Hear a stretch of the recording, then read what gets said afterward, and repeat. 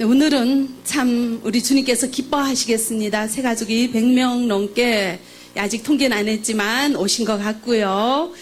예, 요즘은 이렇게 유명 구제 정책으로 인해서 동포 사이가 좀 떠들썩하죠. 과연 잘 되었으면 좋겠습니다. 이 모든 것들은 우리 주님께서 해 나가시는 일인 줄 믿습니다. 우리 이제 동포들이 100년 전에 국경을 넘어서 만주 땅으로 갔습니다. 그런 것이 올 수 없는 상황이 되어가지고 같은 핏줄이면서도 국적을 다르게, 여러분들은 중국 국적을 가지고 오셨죠. 예, 그래서 고국에 왔더니 참 여러 가지 어려운 일이 많이 생겼습니다. 100년 전에 우리가 중국으로 들어갈 때는 중국 정부의 허락을 받지 않았어요. 그냥 무단 침입했습니다. 우리 조상들이. 예, 그래서 거기서 그냥 살았죠. 뭡니까? 불법 체류죠. 예, 100년 전에 우리 선조들이 중국에서 불법 체류를 했어요. 예, 그런데 중국 정부에서는 땅을 주었고 국적을 주었습니다.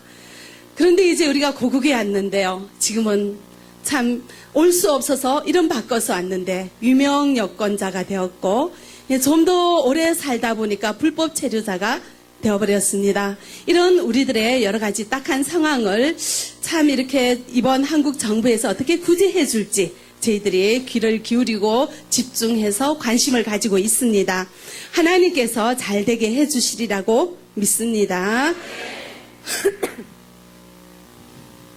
21세기로 매진하는 중국 조선족 발전 방략 연구라는 요령 민족 출판사에서 출판한 책이 있습니다. 이 책에 있는 내용을 제가 잠깐 소개를 하면은요, 우리 조상들이 그 당시에 중국으로 넘어간 이런 사연들이 소개가 되고 있습니다. 1909년 봄에 서울 량기탁의 집에서 신민회 관부회의를 소집했습니다. 근데 이 신민회는 우리 그때 조선시대 대표적인 독립단체죠. 그런데 이 신민회는 기독교 이념을 바탕으로 설립이 되었습니다. 그러니까는 예수를 신앙하는 사람들이 신민회를 조직하게 된 거죠. 예, 양기탁, 안창호, 이동희와 같은 독립투사들이 중심이 되는 대한민국 임시정부의 모체가 되는 그런 조직이 신민회였습니다. 근데 그 당시에 국내에서, 이 한반도에서는 독립운동을 하기가 어려워지니까 이런 거대한 독립단체 조직들이 만주 땅으로 이주하게 되었고, 그래서 거기 핵심 간부를 양성하기 위해서 군간 학교를 만주 땅에 세우는 등 이렇게 만주 땅은 우리 선조들의 독립운동의 기지가 되어 왔다는 것을 이 책에서 얘기하고 있습니다. 또한 리희영 현재가 1910년 60명의 권속을 이끌고 류하현 삼원포로 이동을 하였고, 그런 동네가 있죠? 네. 1910년 3월 홍범도는 길림성 장백현에 이동을 하였고, 이 한반도에서, 조선 땅에서. 그리고 리진용은 그리고 또 한 많은 외적을 물리치면서 만주로 이동하였다는 이런 우리 선조들의 이동의 역사가 이 책에 다 기록이 되고 있습니다. 그리고 안중근의 사촌 형제 안명근, 김자진 등 많은 독립투사들이 만주에서 활동을 하고 있는 이런 흔적들을 기록하고 있고요. 이렇게 우리의 선조들은 이 한반도의 독립을 위해서 만주 땅으로 이동하게 되었고, 근데 국제정세의 변화로 인해서 이렇게 한국에 건너올 수 없게 된 사정으로 중국에서 있었더니 중국 정부가 땅을 주고 국적을 주어서 우리가 조선족이 되어버린 이런 역사적인 흐름이 있습니다. 또한 많은 사람들은 경제적인 이유로 만주로 이동을 했죠. 그런데요, 이렇게 알지 못하고 만주로 가면 어떻게 되는지, 그리고 이 나라의 독립을 위하여 생명을 내어놓고 이렇게 독립투쟁을 하고 독립운동을 하던 선조들이 우리의 선조라, 조상이라고요. 남다른 기계와 이 목숨을 아끼지 않고 불의를 보고 참지 못하며 정의를 구현하기 위하여 뛰어드는 이런 남다른 기계와 투지가 있던 그런 성정을 가진 분들이 우리들의 조상이라는 것을 우리는 알 수 있습니다. 많은 사람들이 한반도에서 옆집에도 가기가 어렵고 자기가 살고 있던 터전을 벗어나면 죽을 것 같은 그런 불안감이 있잖아요.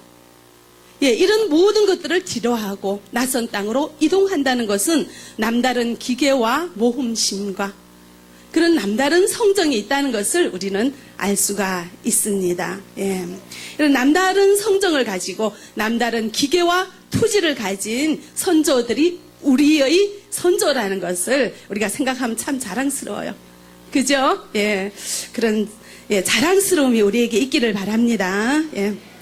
그리고 그 당시에 중국에서 한족을 비롯한 56개 민족 가운데서 오직 이 중국 땅을 침범하는 일본에 대해서 반일 투쟁을 한 민족은 우리 조선족밖에 없었대요.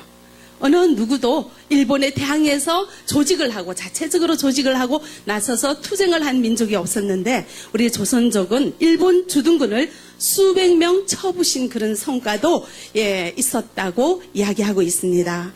이렇게 그 역사의 흐름을 보면 역사책을 살펴보면 우리 선조들의 남다른 기계와 남다른 용기가 있음을 우리는 살펴볼 수가 있습니다. 이런 우리 선조들의 남다른 민족 사랑 동포 사랑이 있었기 때문에 지금 현재의 오늘날의 대한민국의 존재가 가능하게 되었다는 것을 이 어느 누구도 부인할 수가 없습니다. 우리가 비록 이 한국에 살고 있지만 우리가 이 대한민국의 존립을 위하여서 굉장한 공헌을 한 1등 공신이라는 것을 여러분들은 기억하시기 바랍니다. 이렇게 남다른 민족 사랑, 남다른 동포 사랑을 하는 사람이 있습니다. 오늘 본문에 나오는 모세죠. 그 본문을 다시 읽어보겠습니다. 출애굽기 2장 11절이죠. 같이 읽겠습니다. 모세가 장성한 후에 한 번은 자기 형제들에게 나가서 그들이 고되게 노동하는 것을 보더니 어떤 애굽 사람이 한 히브리 사람 곧 자기 형제를 치는 것을 본지라. 좌우를 살펴 사람이 없음을 보고 그 애굽 사람을 쳐 죽여 모래 속에 감추니라. 여기 모세는 히브리 사람이라고 합니다. 이스라엘 민족을 히브리 사람이라고 그래요. 그래서 모세는 이스라엘 백성이었습니다. 근데 이제 모세가 이스라엘 핏줄을 백성의 이스라엘 민족의 핏줄을 가지고 어디에서 살고 있었는가 하면 애굽 땅에서 살고 있었습니다. 애굽 땅에 있는 남의 나라 사람, 이스라엘 백성들이 자꾸만 숫자가 많아지고 강성해지니까 이 애굽 왕은 이스라엘 백성들을 학대하기 시작했습니다. 노예로 삼아서 고된 일을 시키고 굉장히 어려운 일을 시키면서 굉장히 학대를 했습니다. 그래서 이 애굽 왕은 또한 히브리 민족이 이렇게 막 흥왕하고 강성해질 것을 두려워해서 태어나는 남자 아기들은 모조리 죽여라. 이렇게 명령을 했어요. 그런 굉장히 어려운 시절에 모세가 태어났습니다. 그런데 이 모세는 그 히브리 산파가 모세가 참 아름다운 아이라서 살렸어요. 죽이지 않고. 그러기 위해서 우여곡절 끝에 애굽 공주의 아들로 황실에서 자라게 되었고요. 또 모세를 직접 낳은 친엄마 생모가 그 황실의 유모로 들어가서 이 모세를 젖을 주고 키웠습니다.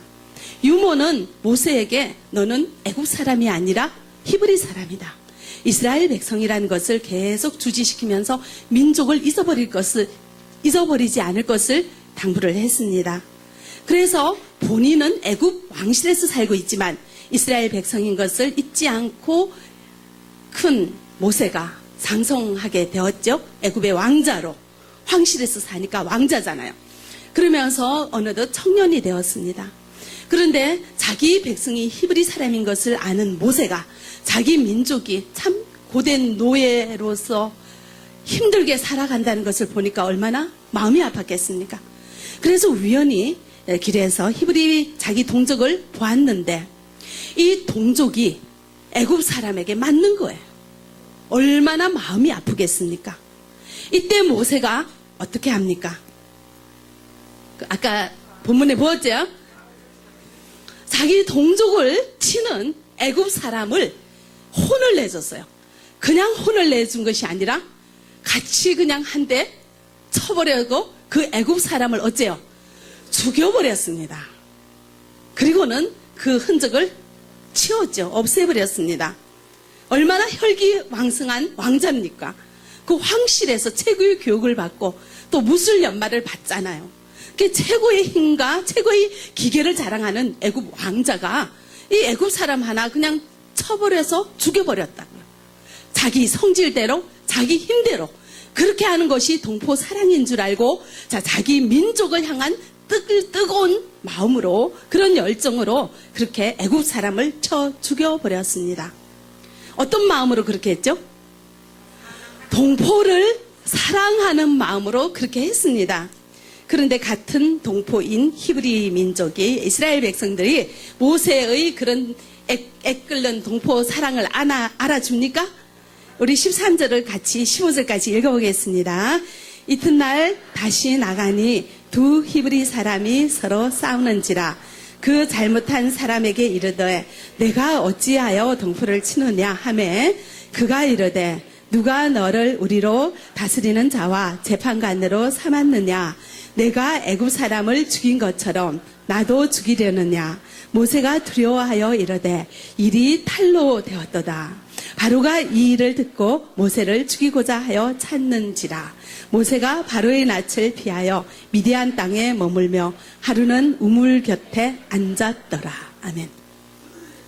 자, 같은 민족인 이 이스라엘 백성들이 과연 모세가 우리 동포들을 너무너무 사랑해서 우리 동포 편을 들고 애굽 사람을 죽였구나 이렇게 알아줍니까? 알아주지 않아요. 네가 뭔데 사람을 치느냐. 도리어 이렇게 되어들어요. 예, 그 애굽 사람을 죽인 것처럼 나도 죽이려느냐? 당신은 살인자다. 이렇게 이야기를 합니다. 그러니까 이제 모세가 사람을 죽인 것이 탈로가 났다는 것을 알게 된 모세는 어떻게 합니까? 15절에 보면 도망가게 되어요. 그 자리에 있으면 이제 왕에게 잡혀서 살인자로 물려서 처형당할 것이 분명하니까 도망하게 되는 그런 일이 이 성경 본문에 있습니다. 네. 모세는 하나님의 백성입니다. 하나님께서 이 이스라엘 백성들을 구원할 계획을 가지시고 태어나게 하셨고요. 이 민족에 대한 남다른 사랑을 가지게 하셨습니다. 그렇지만 모세에게는 어떤 성격이 있어요? 욱하는 성격이 있었죠. 불의를 보고 참지 못하는 욱하는 성격이 있어가지고 자기 민족을 괴롭히는 그 사람을 그냥 약간 다스린다는 것이 그냥 죽여버리게 되었습니다. 예. 이런 욱하는 성격이 있지만 하나님께서는 이런 모세를 이스라엘 지도자로 이미 계획하시고 태어나게 하셨습니다. 자, 여러분들이 태어날 곳을 선택하고 태어났습니까? 태어났더니 중국이죠. 네. 우리가 태어날 시기를 여러분들이 결정하셨습니까? 결정 안 했죠. 태어날 장소를 결정하지 않았고 태어날 시대를 우리가 결정하지 않았습니다. 지금 여러분들의 모습을 나는 이렇게 키가 아담하고 이렇게 눈이 동그랗고 목이 길고 요런 모습으로 태어나고 싶어요 하고 선택했습니까? 여러분들의 모습을 지금 여러분들 선택했습니까? 아니죠. 태어나고 봤더니 키가 커요. 태어나고 봤더니 키가 아담해요. 우리가 보통은 키가 큰 사람들을 참 부러워하는 면이 있는데 지난번에 사역반 할 때 몇 년 전에 키가 되게 크고 제가 봤을 때는 참 멋있어요. 여자분인데 집사님인데 막 키가 크고 요즘 태어났으면 모델 할 정도로 그렇게 늘씬한 분인데 연세가 좀 많으신데 그래서 집사님은 어떠세요? 했더니 그분이 하시는 말씀이 나는 키 큰 게 그렇게 부끄러웠대요. 남들보다 키가 이만큼 더 있어가지고 어릴 때부터 자랄 때 맨날 이렇게 구부정하게 해가지고 목을 이렇게 넣어가지고 키가 작아 보이게 하면서 구부정하게 걸어 다녔다고 그래요. 키가 큰 게 그렇게 부끄러웠대요. 내 모습이 내가 마음에 안 든대요. 내가 다시 태어나면 좀 자그마하게 태어나고 싶다고 그렇게 말씀하시는 것을 봤습니다. 키가 큰 것도 키가 작은 것도 내가 선택한 모습이 아닙니다. 우리 지금의 모습으로 태어나게 하신 분이 누구십니까? 하나님이신 것을 믿으시기 바랍니다. 자, 시편 139편 13절, 14절 읽어보겠습니다. 주께서 내 내장을 지으시며 나의 모태에서 나를 만드셨나이다. 내가 주께 감사하옴은 나를 지으심이 신이 기묘하심이라. 주께서 하시는 일이 기이함을 내 영혼이 잘 아나이다. 아멘. 이렇게 우리가 지금의 모습으로 이렇게 된 것은 어디에서 하나님이 우리를 이렇게 만드셨다고 합니까? 모태는 엄마 뱃속이죠. 엄마 뱃속에서부터 이미 하나님은 우리가 이런 모습으로 태어날 것을 결정하시고 만들어 놓으셨다는 거예요. 지금 우리의 모습으로 태어나게 하신 분 누구십니까? 하나님이시란 것을 지금 이 성경은 말하고 있습니다. 예. 자, 모세가 태어날 당시에 많은 이스라엘 백성, 남자 아이들은 다 살 수가 없었어요. 다 죽어야 되는 거예요. 태어나자마자. 근데 모세가 저는 살겠습니다 하고 그 사는 걸 본인이 선택했어요? 선택하지 않았어요. 그런데 살게 됐어요. 생명이 유지하게 되었다고요. 그 갓난아기가 내가 애국 공주의 아들로 살겠습니다 하고 본인이 선택했어요? 갓난아기에게 무슨 선택권이 있습니까? 그냥 흘러갔더니 애국 공주의 아들로 애굽의 왕실에서 그렇게 사는 신세가 되게 되었습니다. 모세가 선택했습니까? 선택하지 않았습니다. 자, 그것을 선택하신 분 누구십니까? 하나님이. 그 많은 남자아이들은 다 살 수가 없는 그런 상황에서 모세는 살려주셨고 모세를 애굽 공주의 아들로 보내신 분이 누구십니까? 하나님이세요. 왜냐하면 이 모세를 이스라엘 백성의 지도자로 세울 목적과 계획 가운데 세워주셨고 그리고 모세를 낳은 어머니가 모세의 유모가 돼서 왕실에서 모세를 키울 수 있도록 그 모든 인연을 만들어 가신 분은 하나님이시란 것을 여러분들은 기억하시기 바랍니다. 이 세상의 모든 일은 하나님의 손에 있습니다. 여러분들이 지금 태어나고 중국에서 태어나고 조선족으로 태어나고 지금의 모습을 가지고 태어나게 하신 분은 누구십니까? 하나님이 결정하셨다는 것을 기억하시기 바랍니다. 저도 보면은 제 자신을 보면 제 자신이 참 특이하다 하는 생각을 해요. 제가 이제 좀 성격이나 개성이 좀 특이해요. 겉으로 이제 오늘 새신자들 많으신데 처음 오신 분들은 이제 여자 목사네 하면서 또 가까이 보면 그래요. 되게 얌전해 보인다고 이제 이렇게 말씀들은 하시는데 저도 저 자신을 모르겠어요. 어떤 분은 그래요. 저보고 참 천성 여자다 그러시거든요.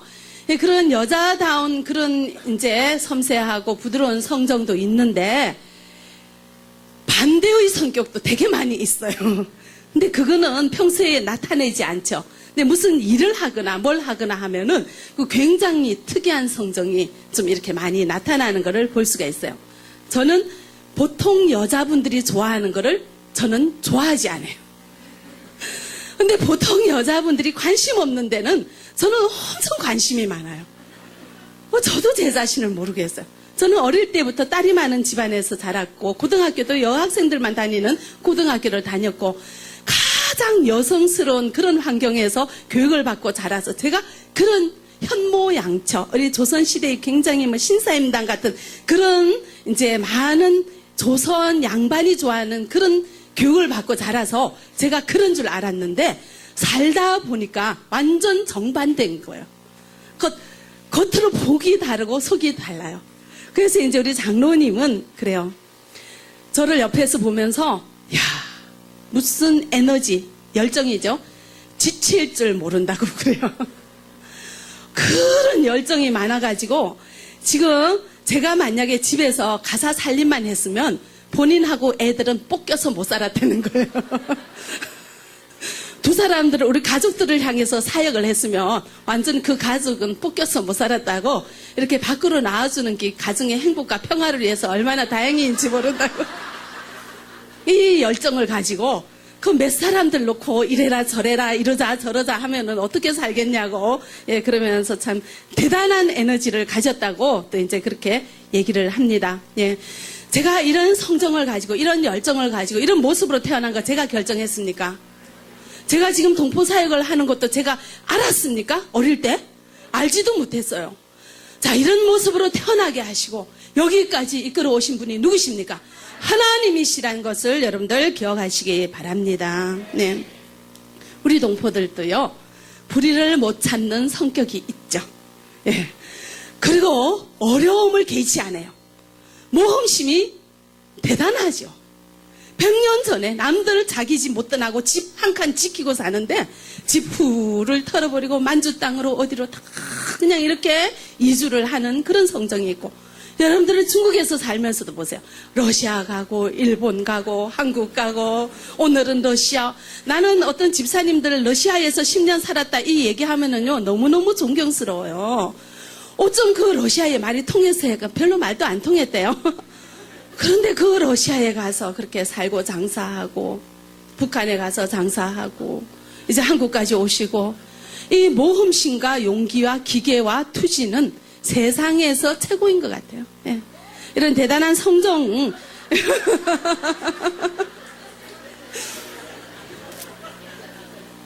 여러분들이 선택한 거예요? 태어났더니 이런 모습이죠. 이런 모습을 주신 분 누구십니까? 하나님이 아까 시편 139편에 어디에서 창조하셨다고요? 어머니 뱃속에서부터 이렇게 여러분들을 만들어 주셨습니다. 예. 자, 그런데요, 100년 전에, 자, 이런 대단한 기계를 가지고 만주 땅으로 이주한 우리 선조들이 신앙이 어땠을까요?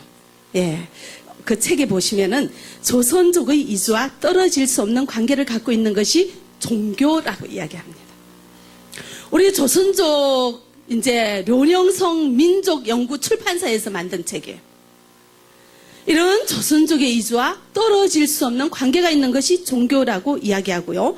저명한 독립운동가 리동리는 용정에서 교회를 세우고 교회의 전도 사업에 매진했고, 아까 신민회가 기독교 이념으로 세워진 단체라 했죠. 그 독립운동을 하는 사람들은 모두가 예수 믿는 사람들이었다고요. 그리고 황병길은 기독교회를 조직했어요. 그리고 제가 그 책에 1926년도에 그 만주 땅에 살았던 신앙인, 예수 믿는 사람들이 몇 명인가 다 집계를 해봤어요. 그 책에는 어느 교회 몇 명, 어느 교회 몇 명 다 그 상황이 기록이 되어 있더라고요. 그래서 집계를 해봤더니 약 22,000명 정도의 성도가 있어요. 100년 전이잖아요. 이 당시에는요, 한반도에 예수 믿는 사람도 없었다고요. 두루마리 입고 쪽두리 쓰고 갓 쓰고 다니는 그런 시대예요. 그런 시대에 이 만주 땅에는 우리 독립운동을 하러 떠난 우리의 선조들이 그곳에서 교회를 짓고 뭘 하고 그래서 예수 믿는 사람들의 숫자가 2만 명이 넘었어요. 이 한반도보다도 더 복음이 흥황한 곳이 만주 땅이었다는 것을 알 수가 있습니다. 그러므로 그러니까 중국의 복음화와 한반도의 복음화에 제일 먼저 앞장섰던 것이 우리들의 선조라는 것을 알 수가 있습니다. 하나님께서는 그 많고 많은 사람들 중에서 특별히 우리를 택하시고 우리 동포들을 택하시고 이 지역의 복음화의 씨앗으로 우리를 선택했는데, 지금 중국 땅에서 사는 우리 동포들이 하나님을 알고 있습니까? 하나님을 신앙하고 있습니까? 하나님은 우리를 선택하셨는데 우리는 살기 바빠서 세상에 맞춰 살아가느라고 이 하나님을 버렸습니다. 이 하나님을 기억하지도 않고 지금까지 살아오고 있습니다. 그러나 하나님께서는 그 중에 남은 자를 두시고 그 중에 민족의 복음의 일꾼들을 두시고 해서 지금까지 이 만주 땅의 교회가 끊어지지 아니하게 하셨고, 우리 중국 조선족 교회가 지금까지 연명하며 이어올 수 있도록 우리 주님께서는 하셨고요. 그리고 우리 동포들에게 어떻게 하면 하나님을 더 잘 알게 할까, 주님께서는 고심 가운데, 계획 가운데 수십만 명의, 우리 50만 명의 동포들을 한국으로 이끌어 오셨습니다. 한국에는 밤이 되면 곳곳에 십자가가 늘려 있는 곳이요, 전 세계적으로 선교사를 두 번째로 파송하는 이 기독교가 흥황한 나라가 되었죠. 그 사이에 우리는 예수님 모른다 세상에 안주해서 살았는데, 이 교회가 얼마 많지 않는 한반도에는 특별히 북한이 아니고 남한 땅에는 밤마다 십자가 네온사인이 번쩍거리는 그런 나라로 변화되었고 그 100년 사이에 이렇게 잘 사는 나라로 변화되어 있었던 것입니다. 북한은 십자가라고는 구경할 수 없, 얼마나 못 삽니까? 전 세계적으로 보면 십자가 많은 나라가 경제가 발달해 있는 것을 우리가 알 수가 있습니다. 우리 동포들은 하나님께서 대단한 용기와 기계와 투지를 주셨는데 하나님을 버리고 하나님을 잊어버리고 내 마음대로 내 성질대로 그 귀한 성정이 이제는 불같은 성격으로 욱하는 성격으로 변해버렸어요. 하나님을 모르니까 하나님 앞에 사용되지 않으니까 그 좋은 성정이 술 먹으면 욱하는 성격 되어 옆에 있는 사람 분풀이하고 때리고 칼로 찌르고 이런 사건을 만드는 욱하는 성격으로 변화되어서 술 없이는 마음에 안식을 얻을 수가 없고 술 한잔 하지 않고는 이 성질 달랠 수가 없어서 중국에서 사는 우리 남자 중국 동포들이 얼마나 많이 술에 쩌들려서 살아가고 있는지요. 한족은 그렇게 알코올 중독이 없대요. 우리 동포들은 알코올 중독 참 많아요. 지금은 안 그러신데 지금 우리 직분자들은 안 그렇죠. 근데 제가 몇 년 전에 우리 직분자들 보시면은요, 저는 이렇게 예민해서 보면 알아요. 토요일 날 남자분들 술 몇 잔 하셨는지 보면 알거든요. 예. 그런데요, 직분자 회의한다고 오면은 손이 이렇게 막 떨려요. 왜 손이 떨리는지 아세요? 알코올 중독인 분들은 한순간도 술이 안 들어가면은 금단 현상이 나타나서 손이 떨려요. 근데 아침에, 매일 아침에 한잔하고 일하러 가고, 저녁에 잘 때도 한잔하고, 하루에 날마다 술 한 잔씩 먹어야 되는 건 알코올 중독이에요. 근데 아침에 술 한 잔 먹고 올래니까 목사님 눈이 무서워서 그냥 오니까 이 손이 어째요? 술 달라 하고 손이 떨리는 거죠.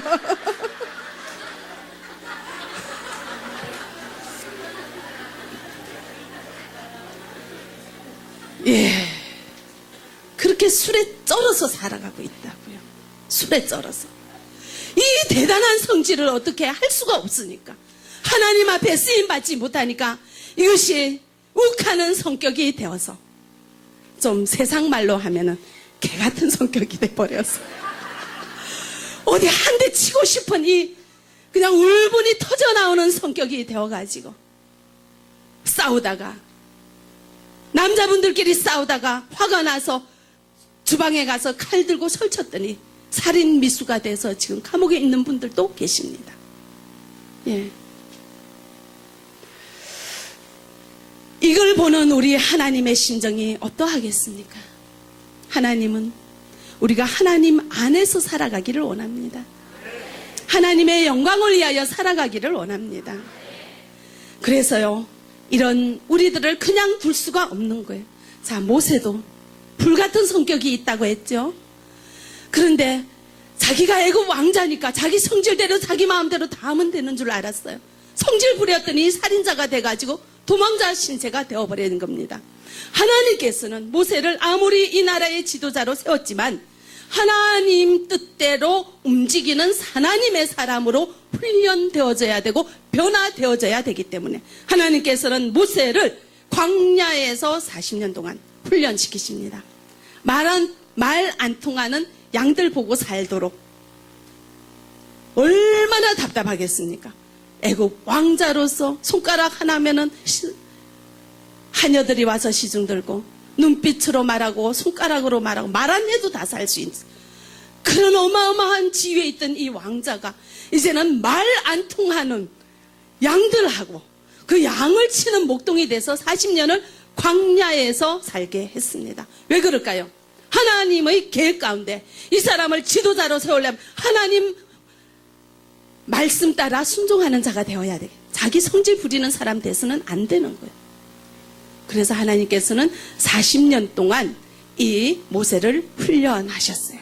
그래서 민수기 12장 3절에 보시면 모세가 어떤 사람들보다 더 온유하더라. 그런 성경 구절이 있죠.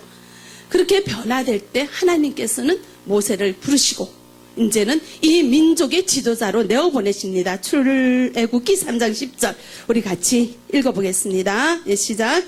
이제 내가 너를 바로에게 보내어 내게 내 백성 이스라엘 자손을 애굽에서 인도하여 내게 하리라.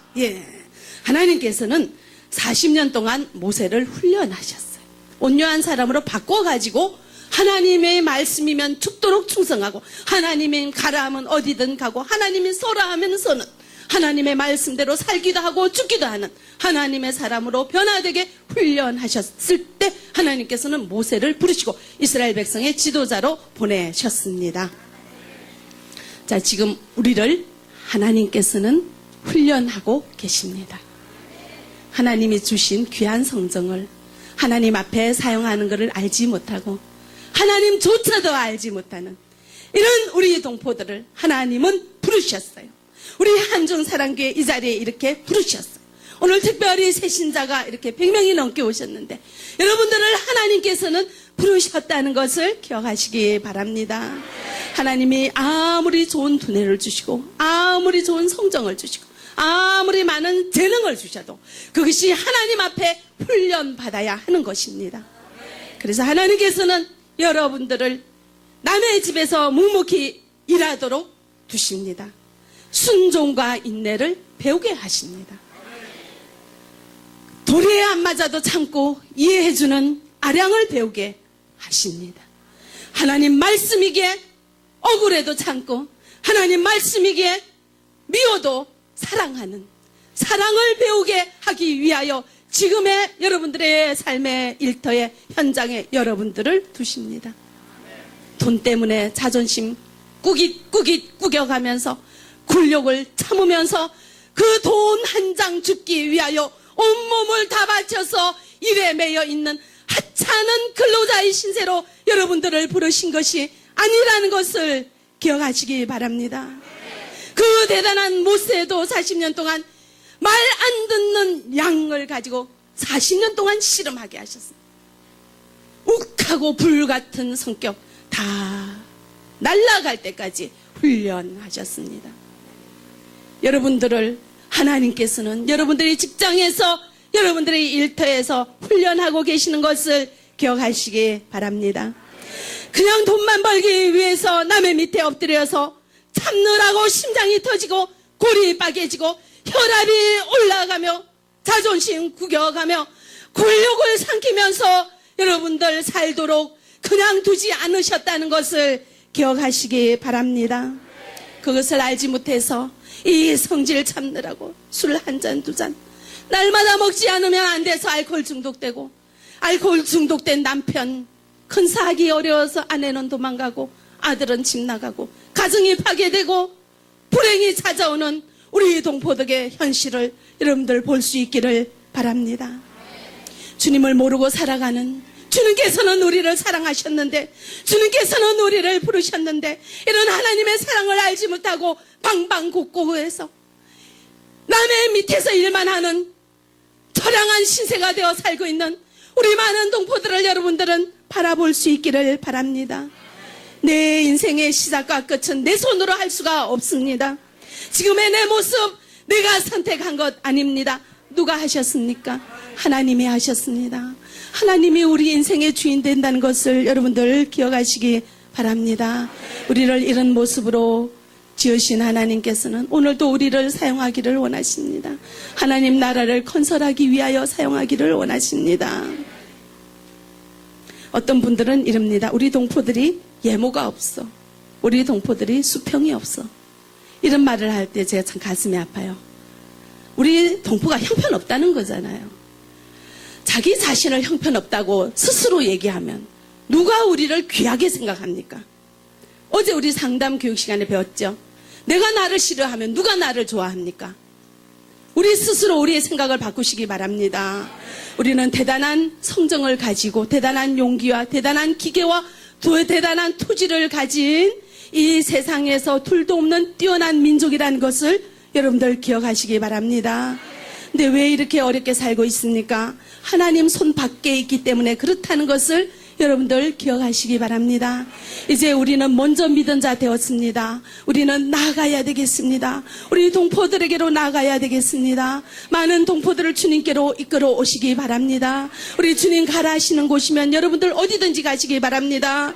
돈 버는 데는 목숨 내놓고 우리 주님 앞에서는 뒤로 빼지 마시고 이제는 그 어떤 것보다 우리 주님 전하는 하나님 나라, 하나님의 자녀와 하나님의 제자로 열심히 살아가는 여러분들 되어지기를 바랍니다. 지금 위명 여권 구제 정책으로 인해서 이 세상이 여러분들을 너무나 많이 유혹합니다. 돈 주면 해준다고 몇십만 원 내라, 몇백만 원 내라. 여러분들을 동포들을 사기치고 동포들을 우려먹는 악한 존재가 많이 있습니다. 그런들이 게임에 속아 넘어가지 않도록 또 여러분들 동포를 교회로 부르시기 바랍니다. 여러분들에게 주신 사명 기억하시고 최선을 다하며 순종하는 우리가 되어지기를 바랍니다. 기도하겠습니다. 사랑의 하나님 감사합니다.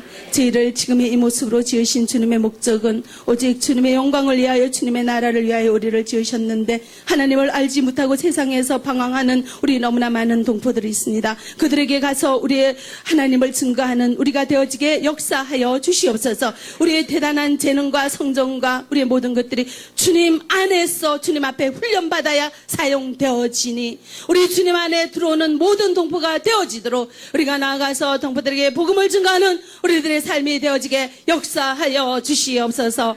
예수 그리스도 이름으로 기도합니다. 아멘.